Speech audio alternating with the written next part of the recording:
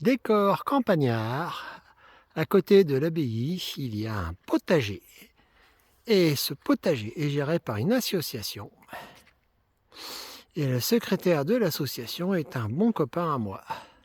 Résultat, il m'a proposé de gérer une ou deux parcelles. Donc c'est ce que je vais faire. Là, on est en train de réhabiliter les parcelles. Bon, ça, c'est le fiston qui ne peut pas s'empêcher d'en griller une.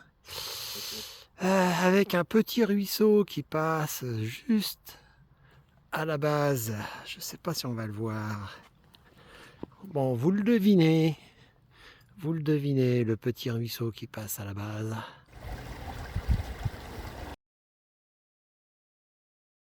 Donc, terrain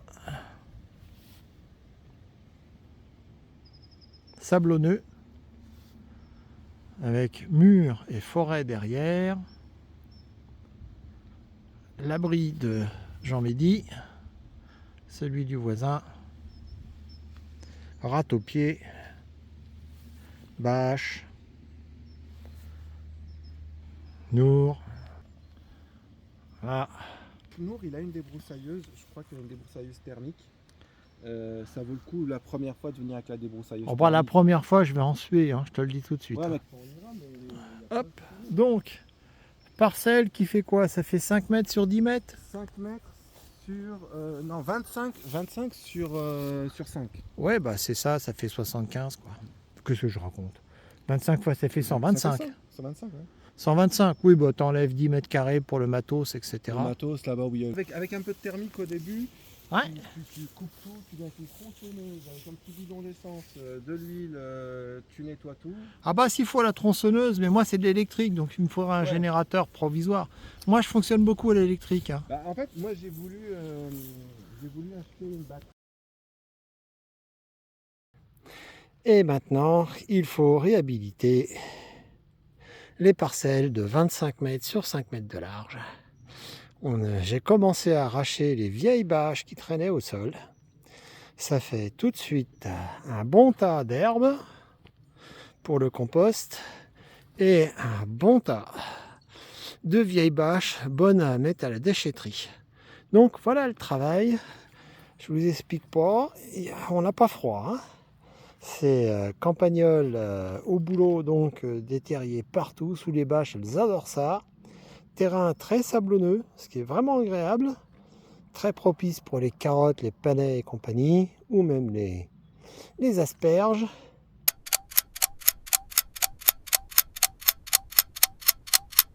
Et voilà, 5 heures plus tard, la motobuneuse veut toujours pas démarrer, ou du moins elle cale, ce qui revient au même. On a un peu arrangé le fond, on commence à voir la délimitation du terrain. On a pas mal nettoyé, c'est assez plaisant à voir. Maintenant, il y a plein de saletés à enlever. Et puis, accessoirement, une porte d'entrée aussi, parce que visiblement, il n'y en avait pas.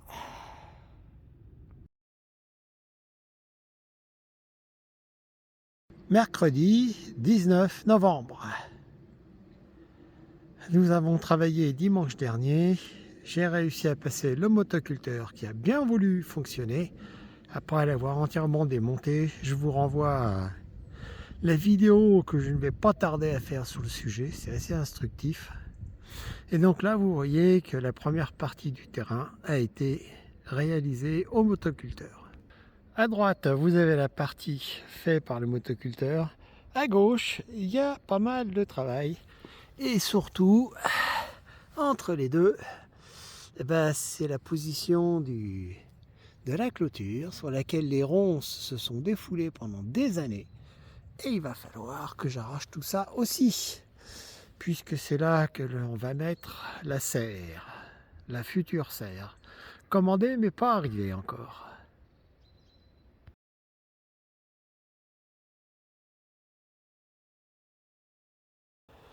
À partir de ce petit piquet vert que vous voyez sur la droite, jusqu'à à peu près ma bêche, il y a un petit recoin là-bas, ça fait 5 mètres et il faudrait que je refasse correctement le bord puisque c'est la clôture qui visiblement nécessite, on va dire, un rafraîchissement, pour ne pas dire autre chose. Ça a poussé un peu depuis. Et donc, je vais utiliser ce que le fiston m'a ramené. Voilà, ça, c'est ce que le fiston m'a ramené. En fait, c'est surtout un copain à lui qui a accès à ce genre de produit qui est jetable, visiblement, et qui est donc jeté, récupéré, avant que ça ne parte directement à la poubelle. Ce sont des planches articulées qui vous font un rectangle. Voir les carrés potagers dans une autre vidéo, puisqu'en fait ça fait 74 par 114 cm, c'est articulé tant bien que mal, ça peut s'empiler assez bien, et on va donc s'en servir pour un tas de choses, que ce soit pour faire des bacs de compost, des bacs de culture, des carrés de culture, pour être plus précis, ou là en l'occurrence, je vais essayer de voir ce que ça donne si je mets ça en bordure de clôture pour délimiter un peu ça plus proprement.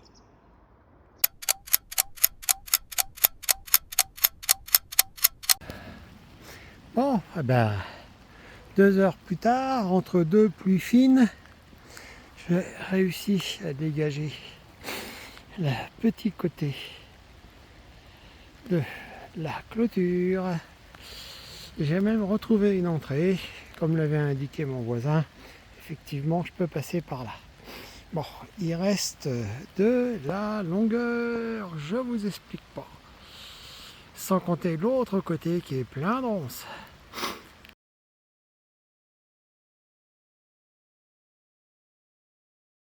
Dimanche 23 novembre, si je ne me trompe pas.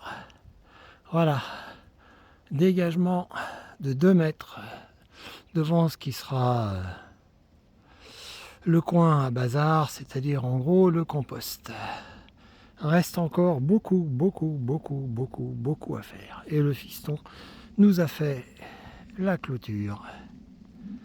Donc là, on est à peu près tranquille. Maintenant, il faut descendre à 40.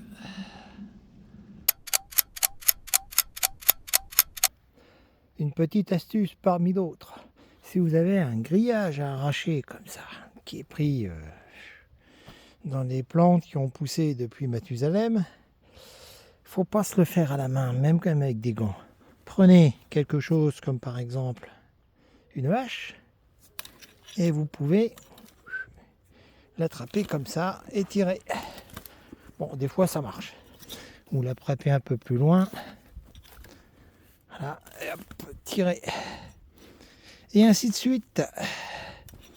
Bon, après, il faudra bien couper les branches de toute façon qui gênent, mais ça permet déjà de ne pas s'abîmer les mains, même avec des gants. Donc là, hop, allez. Bon, après ça résiste, forcément. Donc ça, c'est la petite astuce du jour. Il y en aura certainement une ou deux autres. Tendre un cordage pour effectivement savoir où on en est, c'est pas mal non plus. Et puis on verra bien pour le reste. Allez, je continue avec des gants.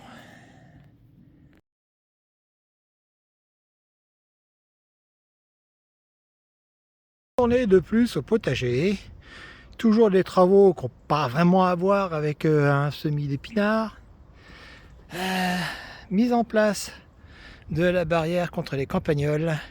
Donc creusée à 50 cm de profondeur. Alors vous voyez de l'eau au fond, parce qu'il se trouve qu'il y a des drains.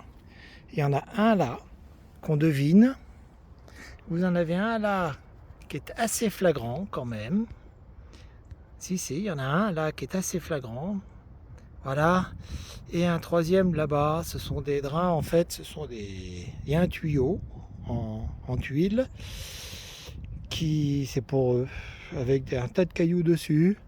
C'est vaguement rangé de forme cylindrique. Et tout ça, ça évacue dans le ruisseau qui est 3 mètres ou 4 mètres à côté. Si ce n'est que j'ai défait celui-là pour voir. Ils sont actifs. Donc comme ils sont actifs, ils drainent encore de l'eau, même s'il n'a pas beaucoup plu. Ce qui explique que j'ai un petit peu d'eau au fond. Après avoir creusé 50 cm, j'ai commencé par aligner les piquets, des piquets que j'ai enfoncés, on va dire d'une cinquantaine de centimètres pour qu'ils se tiennent à peu près bien.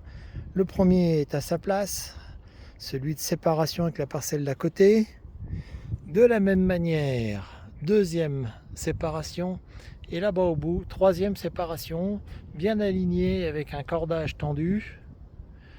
De la même manière qu'avec la parcelle du voisin, puisque je refais aussi cette partie-là. 50 cm aussi. Ça n'aurait pas de sens d'avoir une barrière en grillage à 50 cm de profondeur de ce côté-ci, même s'il y a des ragondins, et ne pas en avoir de ce côté-là. Mise en place des planches, j'ai choisi de mettre des planches de 115 que j'ai réassemblées gentiment. Et là, écoutez, c'est le grillage avec une maille de 6,3 par 6,3, c'est du galvanisé, ça doit pouvoir tenir 50 de large, 10 mètres de long, et je fixe tout ça avec des bonnes grosses agrafes tous les 5 cm, clac, clac, clac. Alors, pour tenir tout ça bien droit et réussir à le positionner, j'ai simplement mis une planche derrière, une planche de 3 mètres que je tiens avec des serre-joints. Ça me permet, entre autres, de le manipuler facilement. Cette partie-ci va se plier gentiment, puisque c'est celle qui va venir dans l'angle ici. Donc j'ai creusé un bon mètre pour y aller. Et les 2 mètres qui vont là-bas jusqu'à la porte où je vais mettre un poteau pour tenir tout ça. Sauf que le poteau, il faut que je le mette avec précision. Donc je le mettrai une fois que la planche sera à peu près en place. Et ensuite, je solidariserai avec 1 ou 2 serre-joints supplémentaires avant de remplir avec de la terre. Donc une première présentation avec des planches de travers pour voir à quoi ça ressemblait. C'est pas mal du tout. Là, j'en étais à recharger les agrafes parce que mine de rien, ça mange une quantité d'agrafes, tout ça. Je ne vous dis que ça. Et puis alors, faut y aller, Voilà. Comme ça, je suis tranquille.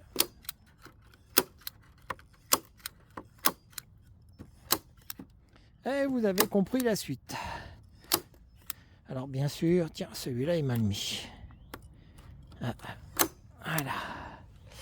Voilà. Alors, je ne vais pas vous faire toute la longueur comme ça, vous avez compris. C'est bien aligné, c'est bien propre. Je n'ai pas encore décidé de la profondeur à laquelle je vais mettre les planches. Je pense qu'elles vont dépasser un peu, ça me permettra de mettre le grillage de surface. Vous savez, le gros grillage, quoi, celui... oui, là, on le voit plus bien, mais il y a un grillage, en fait, là, normalement. Bon, écoutez, on verra bien. Je vous montre ça dans quelques minutes. Voilà, quelques minutes plus tard, j'arrive à avoir quelque chose d'à peu près à niveau. Si vous faites comme moi, pensez à ficeler le rouleau pour pas qu'il se défasse tout seul, parce que sinon, c'est une galère. Hop. Voilà. Le plus important, c'est celui-là qui en fait maintient l'ensemble et qui permet de le mettre pile poil où il faut, juste au bord où il faut. Cette partie-là étant amovible, mobile en fait, je la réglerai ensuite pour avoir la bonne direction. Là, je l'ai maintenu avec un bout de bois, on va dire, pour soulager le poids. Là, là aussi, en fait, il y a moyen de planter. La terre étant relativement meuble, il est assez facile de planter un bout de bois en travers comme ça. Ça glisse pas trop. Ça me permet de voir. Par contre, il va falloir que je m'aligne correctement. Et une fois que ceci est aligné, je vais pouvoir mettre pile poil bien le poteau où il faut et faire la même chose que ça là-bas et j'aurai fini. D'ailleurs, je pourrais même presque maintenant commencer à en remettre. Alors, je me suis aperçu d'abord que j'avais creusé un peu plus que 60, que 50 quand même. Voilà, ça se voit. J'y suis allé un peu fort. Pourtant, j'avais une pige de 50, mais bon. En gros, c'était à la hauteur de mon genou. Bon, voilà. Tout est bon. Donc, un piquet là, pile poil bien réglé, dans l'axe, ou dans l'alignement pour être précis. Comme ça, je pourrais faire la même chose que là-bas, avec un serre-joint. Je garderai quand même la planche. Oui, voilà, je vais jongler un peu sur la souplesse, parce que quand je vais enlever la planche, inévitablement, je vais avoir un écart d'1 centimètre. Pas terrible, terrible. Bon, on va se débrouiller avec ça. Étape intermédiaire où l'on regrette de ne pas avoir une ou deux mains de plus, ou un petit peu plus de cerveau. J'ai enlevé la planche qui rigidifiait la chose, en oubliant d'enlever le fil qui maintenait la bobine. Je vous explique pas l'ambiance, donc il a fallu enlever le fil d'abord, sinon c'était un peu lourd. Alors, j'en suis à avoir rajouté un raidisseur ici pour avoir quelque chose d'à peu près droit. Bon, c'est pas tout à fait droit, hein, mais c'est déjà mieux que rien. Et puis c'est surtout que ça bouge plus. Ici, mon poteau est à peu près en place. Je suis pas très satisfait de ce poteau, mais au moins j'arrive à le tenir de la même manière que là-bas, ou presque, puisqu'en fait il est dans l'autre sens. Donc tout ça, ça m'a l'air pas trop mal. L'idée suivante, c'est remplir avec de la terre, remplir, espérer qu'il pleuve pour que ça tasse, et j'y reviendrai ensuite. Donc là je vais me contenter de remplir, pas jusqu'au bord, hein, je vais remplir jusque là, de façon à maintenir au moins ces planches là, la moitié de celle-là, et au moins la moitié de celle-là.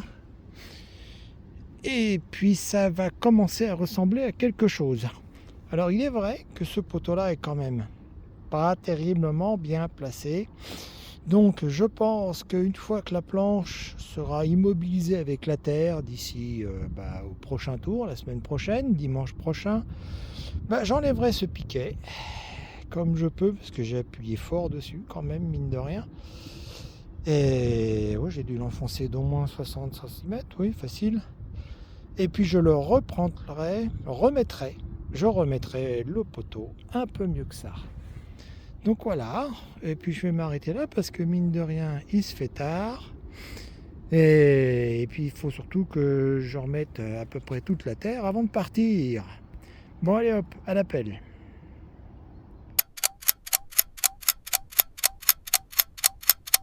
Normalement, si tout va bien, la terre devrait se tasser et ça devrait immobiliser le grillage.